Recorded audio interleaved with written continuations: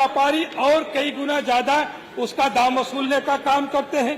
मनोहर, आपके जवाब में दूसरा पहलू आया है कि महंगाई को ये तो हम तो ये सोच रहे थे कि आप तो बहुत पढ़े लिखे आदमी हैं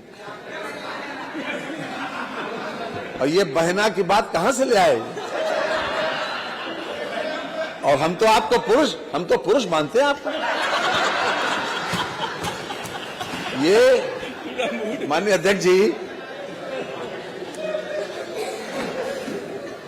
उत्तर प्रदेश में जिस महंगाई की बात कर रहे हैं, अनाज फ्री मिल रहा है 15 करोड़ लोगों को। आज से नहीं मिल रहा है हमारे पास, कितने दिनों से मिल रहा है।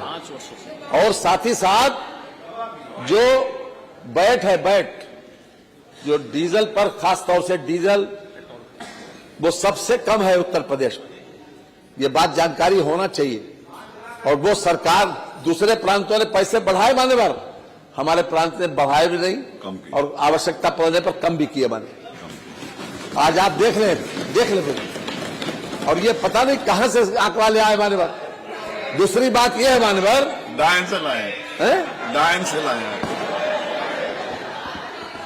ये सब्जी की महंगाई जो है, सब्जी की महंगाई हमेशा डिमांड और सप्लाई के ऊपर निर्भर करती है मानव। सरकार हर तरह से ये चाहती है कि किसी भी तरीके से किसी को भी कोई परेशानी न हो। और आज भी जिन लोगों के पास अनाज मिल रहा है, वो बात जो आप कह रहे हैं उसकी उल्टी बातें करती हैं महिलाएं। या तो आप सुनते नहीं हो या फिर उनके आप बीच में रहते नहीं।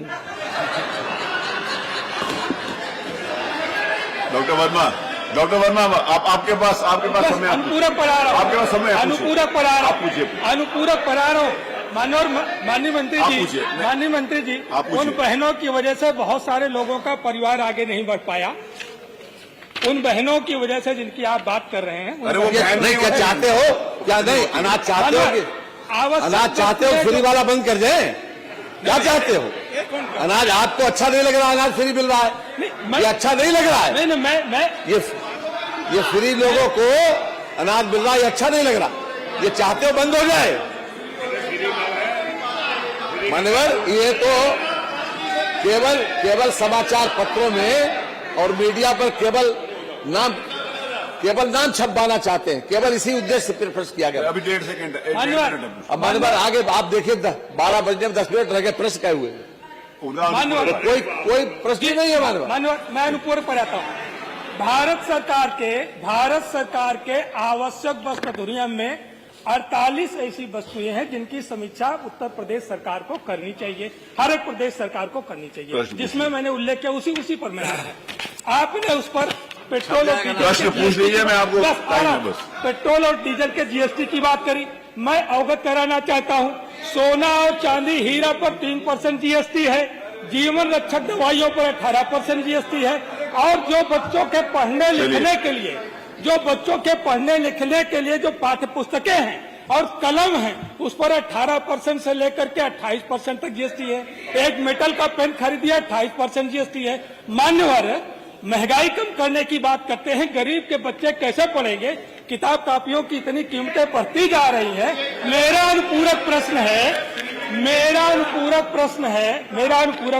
पहला प्रश्न है कि जो मॉनिटरिंग सेल के द्वारा नियमित समीक्षा की जाती है और भाव का परीक्षण किया जाता है, वह भाव का परीक्षण करके जो भाव संभावित है, मंडियों पर क्या डिस्प्ले बोर्ड सरकार लगाने पर विचार करेगी कि अगले इस सप्ताह पर फला का ये समय ये हो गया।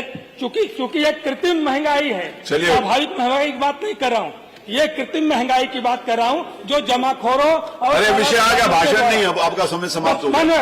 अगला प्रश्न लेते हैं। आप पूछना नहीं चाहते, आप भाषण देना चाहते हैं? एक प्रश्न केवल। मान्यवर, गरीब आदमी का सपना मोटरसाइकिल खरीदना होता है, मोटरसाइकिल पर 28% का जीएसटी है, हीरा सोने के व्यापारियों पर 3% का जीएसटी। क्या उस पर राज्य सरकार अपने यस जीएसटी, जो राज्य का जो जीएसटी है, उस पर कम करने पर विचार करेगी? दो पूरे प्रश्न का जवाब। अगला प्रश्न लेते हैं श्री ब्रजेश कटेरिया, प्रश्न संख्या 6।